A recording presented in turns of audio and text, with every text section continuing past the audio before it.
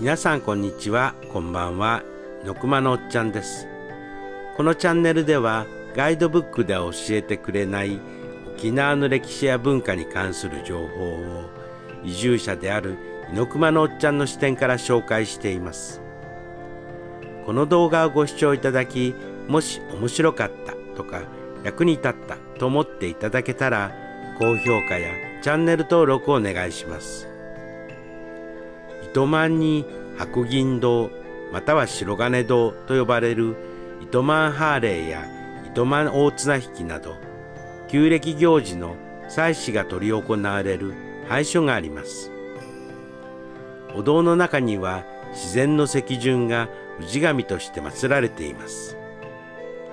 またここはイジヌンジラーティー引きティーヌンジラーイジ引き、腹が立ったら手を出さないようにし、手が出そうになったら心を静めなさいという格言の舞台としても有名な場所でもあります。白銀堂を訪ねる前に白銀堂の由来となった伝説を紹介します。その伝説にはいろいろな説がありますが、県立博物館が内縄民話の部屋というホームページで紹介している白金堂由来という民話を紹介します。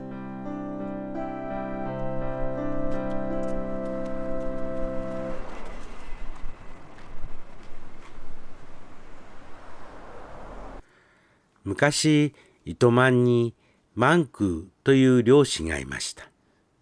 しかし、ある台風の時に網などの漁具を流されてしまい、漁ができなくなってしまいました。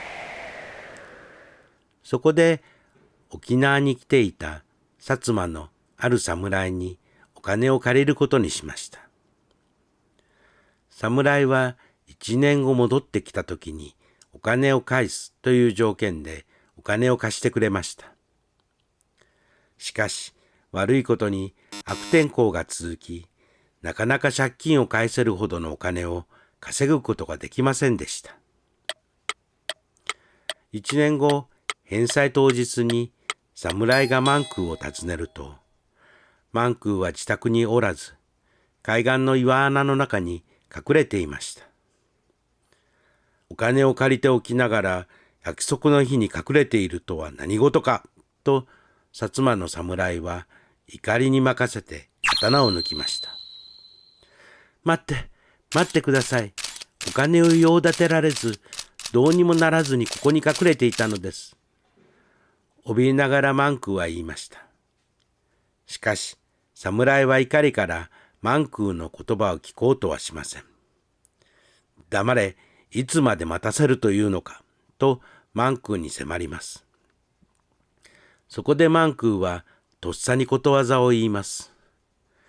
イジヌンジラティ引き、ティヌンジライジ引き。それは、怒りに負けたら手を出すな。手を出すのなら怒りを収めよという意味でした。思わず出た万空の言葉に侍は心を動かされ、とうとう怒りを収めて刀をしまいました。確かにそれはその通りだと考えさせられた侍は返済日を翌年まで延ばしてくれました。その後、薩摩の侍はその夜遅くに薩摩の家に戻りました。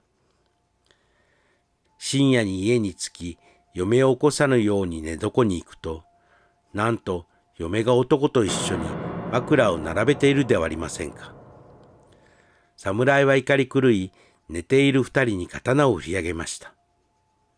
と、その時、ふと先ほどの万空の言ったあのことわざを思い出したのです。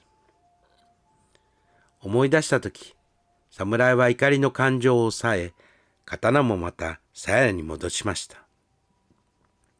そして二人を起こしてみると、なんとその男は侍の母でした。侍の母親は女だけだと心配なので男の格好をして隣に眠っていたのです。すべてを知った侍は、私の間違いで妻と母を切らずに済んだと胸をなで下ろし、そのことわざを教えたマンクーに恩義を感じました。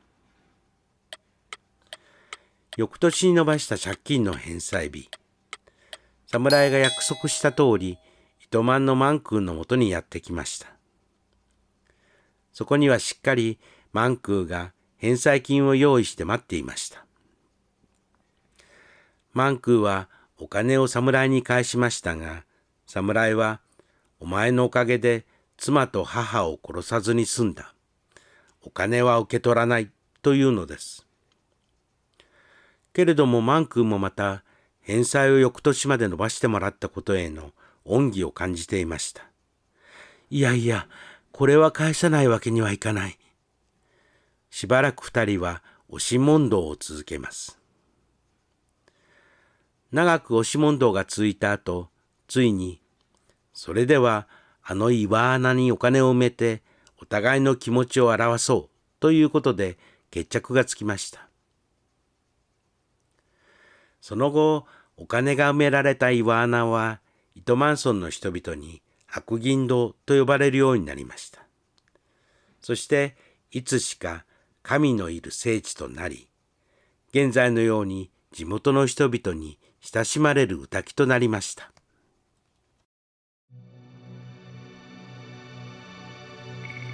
それでは民話の舞台となった白銀堂を訪ねてみましょう。